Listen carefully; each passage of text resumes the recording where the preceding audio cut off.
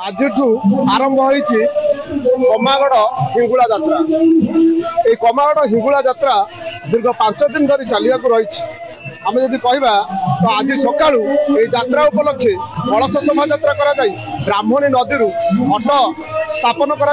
बर्तमान माँ विग्रह स्थापन कर कलश पूजा आरंभ हो पूजा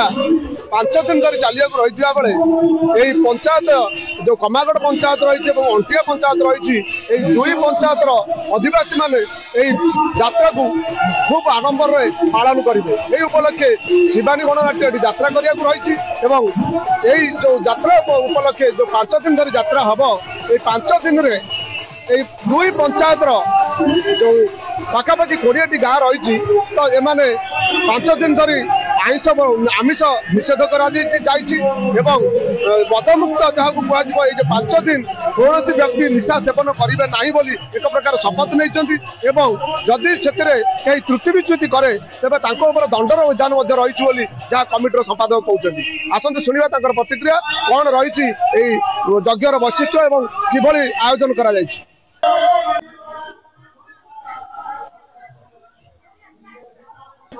मु विजय कुमार साहू संपादक कमागढ़ और हिंगुला अंटिया ग्राम पंचायत 48 वर्ष सरी वर्ष 49 वर्ष आम विभिन्न कार्यक्रम रखीचु। प्रथम कलश यात्रा दुई पंचायत समस्त गाँव मिशीमासिकी कलश यात्रा 11 पंजा कीर्तन मंडली 2 पंजा बाड़ी खेल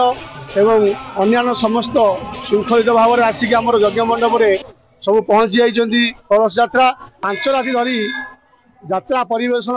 यात्रा मौड़ मनीषी शिवानी गणनाट्य 5 राति कर तेणु आम बहुत श्रृंखलित व्यवस्था रखीचु। बड़ कथा आमर अंधार पूर्व दुई पंचायत समस्त रोषेईवास बंद हो जाए एवं आमिष वर्जन कर जाए। मद को दुई पंचायत समस्त लोक प्रतिज्ञा कर 5 दिन मद बिकबू कि कहीं पीबुन एसबू कटका अच्छी जी मद बेपारी एवं मद पीब तापाई आम दुई पंचायत सर्वसाधारण बसी एक बैठक गठन कर विभिन्न दंडविधि रखिंट एवं से दंडविधि मानिया बाध्य हे और पुलिस सहायता आम जहाँ दंड दबा देवु।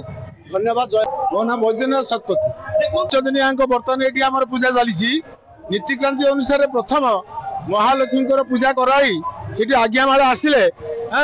तापरे सूर्य पूजा मंडल पूजा एवं देवी माँ हेंगुला षोडश उपचार पूजा एवं मंडल पूजा चंडी पाठ गीता पाठ एवं ता सहित आमर पुरस्करण अनुसार आमर होम यज्ञ आहुति यज्ञाति कर्म समापन करा परे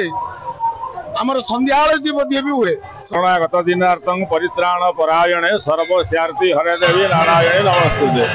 देवी समस्तंकर मनस्कामना पूर्ण करती ये लोकंकर विश्वास आ आकांक्षा अच्छी ये 2 खंड पंचायत लोक जार जहाँ दुख असुविधा सुविधा पड़े ये देवी को आसी गुहारी करती देवी निश्चित दुख कष्ट श्रवण करती। देखो माँ कृपा बहुत अपार बहुत वर्ष 49 वर्ष है हूँ 8 वर्ष मोर ये 50 वर्ष पालन कर 3 वर्ष है मुझे कर्ता भाव में करुँची माँ प्रत्यक्ष भाव में बहुत जिन अनुभव करमती आज आसी सका जो आसिली एत बाट कलश नहीं कौन कष्ट अनुभव करनी बहुत भल लगे। माँ को कृपा बहुत